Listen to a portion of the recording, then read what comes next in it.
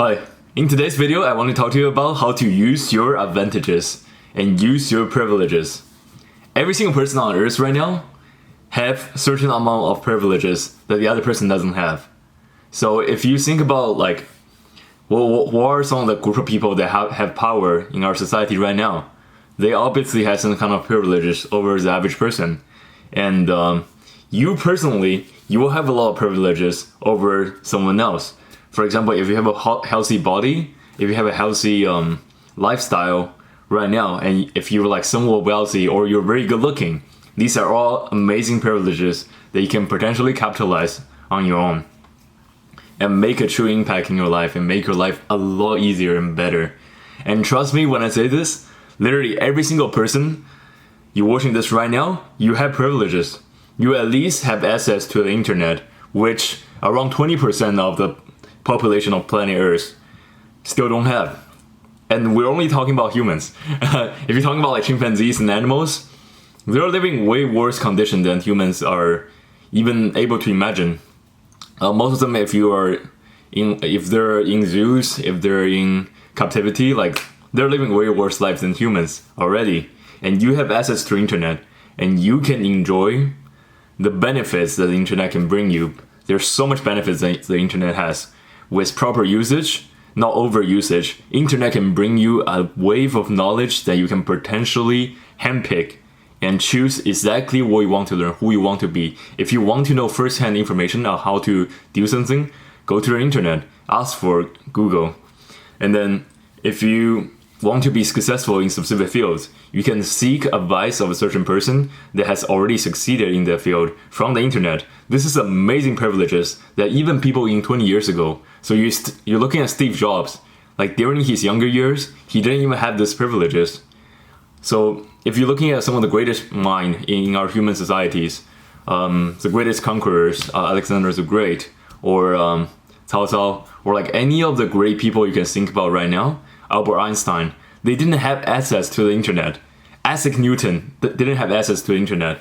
You are so much better than them already in this aspect. You can learn stuff so many faster than them. You don't need to go to a local library. You just everything's one type of way for you already. So just based on what I know about you right now, you are already more privileged than a lot more people. So if you think about like some of the things that you already have, some of the attributes that you already have, you should actually be very grateful that you're at this moment watching this video right now, because you're in such a good spot in your life that you can potentially do this. A lot of people cannot afford that privileges. And just think about that. Now you have these unfair advantages, right? And how do you capitalize it? And how do you use it in a way that propel you even higher up in social hierarchy, even better in life? All right, let's think about this, okay? So throughout human history, there's a lot of different conflicts, viruses, wars. We're living in today's society, although certain aspect of it, maybe the depression rate is a little bit higher than the last century, but all the major issues of the world we have already conquered. So think about viruses. This is very interesting because viruses used to kill like more than 1/3 of human population. So Black Death killed more than 1/3 of the population of Europe, like period. So out of every 3 people, 1 people died from Black Death directly. We're not even counting indirect deaths from Black Death, which is a lot because they did like insanely strict quarantines. So pretty much a lot of people like starved to death and experienced something like this. And today, the most dangerous virus cannot be able to achieve this unless it's like made by a lab and then it's made as a biological weapon. Then something like that will happen. But a naturally occurring virus is not very powerful. Here's why. Because human scientists has developed ways that we can make vaccines, which is not something that's granted for every human throughout history. Throughout the longest time, we have no idea how to combat these viruses. We assume God is behind everything. It's because God that we're dying in mass throughout Black Death. So today we at least have scientific tools to know how to utilize it, to know how to make vaccine, to know how to make medicine for different diseases. Back in the days, like having a cold is dangerous. Do you know this? Throughout human history, like having a cold could be the biggest predictor of your death. Because if you have a cold, you potentially can have fever and die. Back in the days. But now, like pretty much if you have a cold, like just chill, take a work break from work. Some people are actually happy that they got a cold because they now have excuses to not to go to work, to not go to school. So think about how much privileges that is just in that one aspect, that we conquered illnesses, that we conquered death. Something else human society has conquered throughout the years that no one actually appreciate too much, but you definitely should. So child death rate was very, very high throughout the entirety of human history. The natural condition of human history is out of every 4 kids, at least one will die.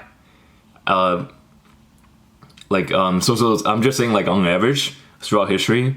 And then like if you're in like pretty much a rural village, maybe in like Ming Dynasty China, which is only like more than 1,000 years ago, your situation is still very bad with child death rate.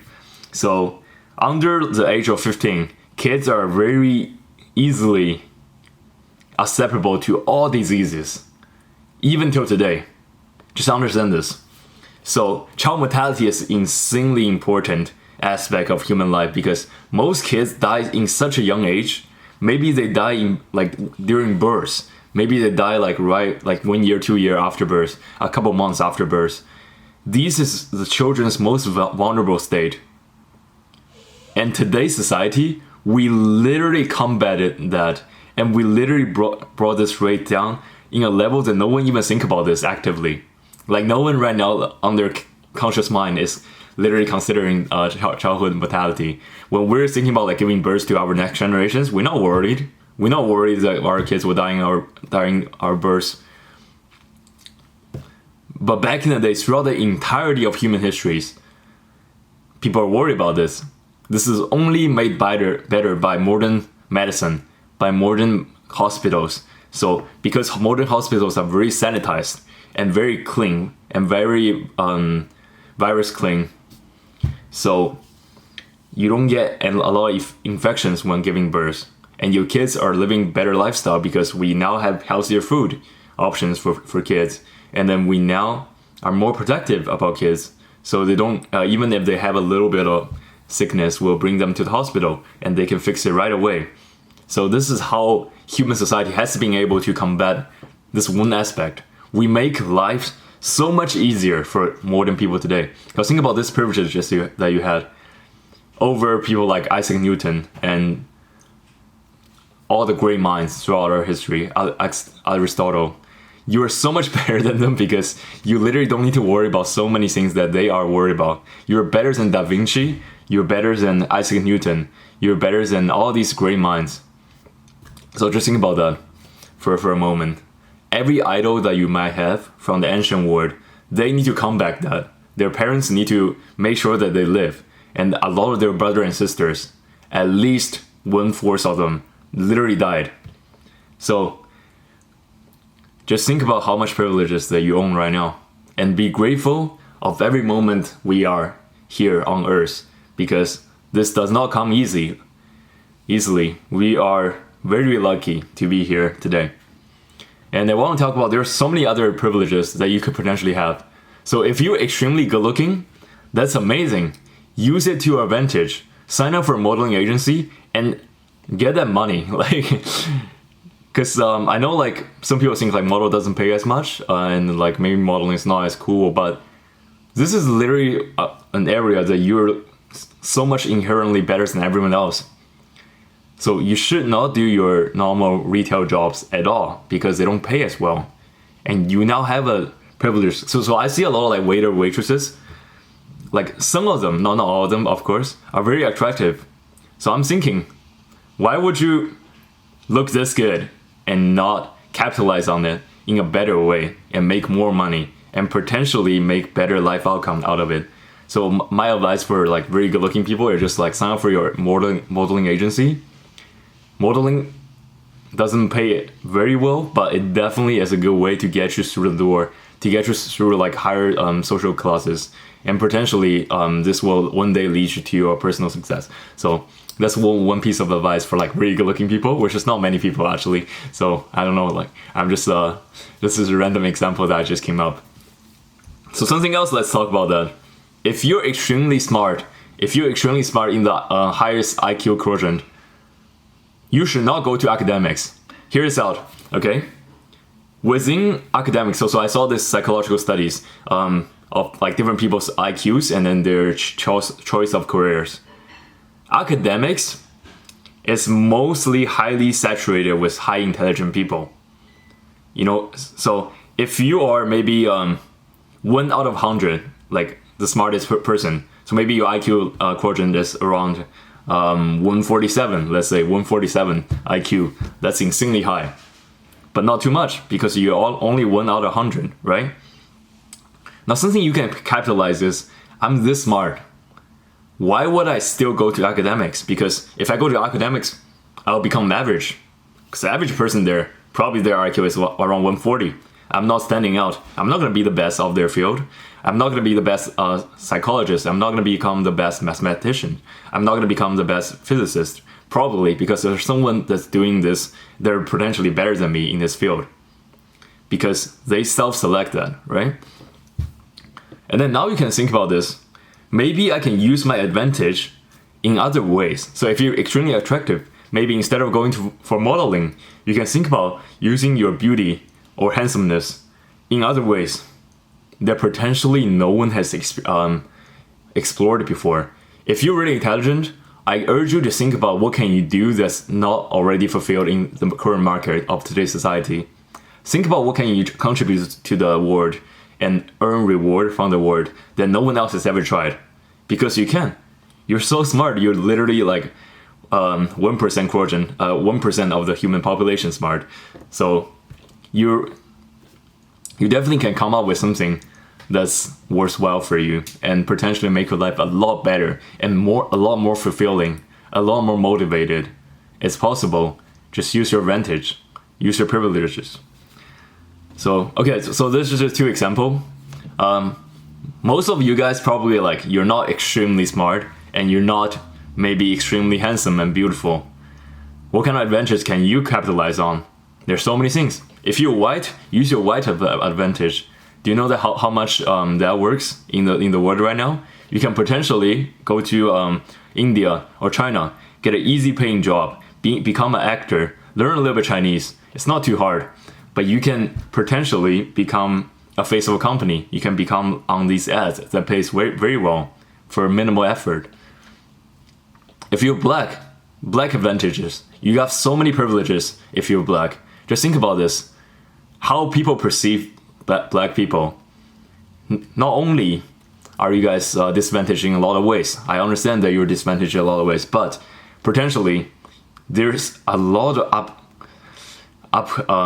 you can potentially use it in a way that's beneficial to you. I'm not gonna explain exactly how. You know what I'm talking about if you're black. So let's say less. You already know what I'm talking about. If you're Asian, okay, use your Asian advantages. Okay, if you're Indian, use your Indian advantages. There are so many things that I can just come up on top of my mind because there's so many things. I personally always use my Asian advantages. What is Asian advantage? You ask me? Maybe. So there's an experiment, psychological experiment. Out of every single race on planet Earth right now, Asian people are perceived as most friendly. So if you this experiment like all different ethnicity of people, just going on the street and asking to offer free hugs for everyone. Asian people got the most hugs from like strangers. This is because we are perceived as the less hostile, and that's pretty much it by far margin over everyone else. Even in like predominantly white neighborhoods or predominantly black neighborhoods, these people trust us more than people of their own race. That's how crazy it is. So there's so much advantages that each of us potentially have, and we're not really utilizing it because overall society tells us, let's not talk about privileges. Everyone's the same. Everyone's equal. we don't see color, right? Like how we don't see colors, they tell us. But this is not true. Simply, it's not true because we do have different advantages. Some of us do like run faster. Some of us do lift heavier weights. Like your body shape. So just give you an example in athletics system. Different sports require a different body type. If you want to be very good at one sport and being in maybe Olympics, maybe in World Cup, each sport requires a different body type. So for example, let me think about, I will let you think about what's the average football player in your mind. What does it look like? And how does the average soccer player look like? Different people, completely different body types. Entirely different vibes, I will even say. And if you just think about like people that sprints, people that go to high jumps, these are completely like elongated people. They're not the average person. Like you and I cannot do this. But I know for a fact that there are so many people out there that could be potentially doing this, but they just chose the sport that they could potentially not do well on. Maybe they chose weightlifting, and it is literally not for them. I see a lot of these guys in the gym. Their body is elongated. There's like they're pretty tall. They're like 6'5", 6'4", just insanely tall guy, but with like skinny bones and then like not easily gaining weights, right? Maybe like lifting weight is not for you. Maybe to be in a different sport can benefit you profoundly. Maybe become a triathlon athlete. Maybe become a jogger. Become a runner. Like you will see the benefits because your body type is already fitting that quadrant. You can already do well with your natural self, with your actual self. So use your privileges. I'm not gonna give you every single example for every single person on planet Earth, but you need to ponder upon this question. You yourself need to figure this out. You need to think about, maybe you need to write down on a piece of paper, which is what I did, what privileges I personally have. So maybe I have a healthy body. This could potentially be a privilege. Maybe I am pretty smart. I did an IQ test and then it did pretty well. Maybe that could be something you write down. Maybe your relatives really likes you. Your family has money. Also, this money maybe doesn't transfer to like Canadian currency, but it is some money. So maybe write that thing down. For every single person, your privileges will be slightly different, and you need to think about how to capitalize on it. So once you write down all your privileges, in the next page, coordinate with each privileges you have. How do you capitalize on this specific privileges? Is there one career or is there one thing you can do in the world that capitalize on a lot of these privileges all together at once? Maybe that is a life path for you. Maybe that is a way you can potentially make a difference in the world.